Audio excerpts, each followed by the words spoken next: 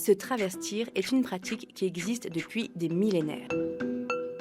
Car certaines femmes avaient de bonnes raisons de s'habiller en homme. Et en voici 3 exemples. En Grèce, pendant l'Antiquité, les femmes ne peuvent pas étudier. Agnodis s'habille donc en homme pour pouvoir étudier la médecine. La légende fait d'elle un brillant gynécologue dont le succès est tel que les autres médecins, jaloux, lui intentent un procès. Contrainte de dévoiler son identité, elle est condamnée à mort pour avoir osé pratiquer la médecine. Agnodis est sauvée par une foule d'Athéniennes menaçant de se tuer si elle n'est pas libérée. Au Moyen-Âge, les chrétiens vouent un culte à une femme travestie, Wilgeforthe. Promise au roi de Sicile, cette nouvelle convertie au christianisme prie Dieu d'empêcher ce mariage. Et Dieu donc lui aurait octroyé une barbe, éloignant ainsi tout prétendant. Un affront que ne supporte pas son père, qui l'envoie devant le tribunal à cause de sa barbe. Condamnée à mort par crucifixion, Wilgeforthe devient au XVIe siècle une sainte du christianisme, mais plus tard son image devient dérangeante et son culte disparaît. À la Renaissance, une femme travestie est adoubée par l'église Catalina de Arauso. Enfermée depuis l'enfance dans un couvent espagnol, Catalina s'enfuit à 15 ans pour ne pas prononcer les vœux qui feront d'elle une nonne. Pour passer inaperçue, elle se fabrique un pantalon de sa robe de religieuse, se coupe les cheveux, se fait appeler Francisco et mène une vie de combat et de voyage. En Amérique, elle combat les Amérindiens lors de l'invasion espagnole et de retour à Madrid. Elle dévoile son identité, réussit à convaincre le roi de lui accorder une pension pour service rendu à la couronne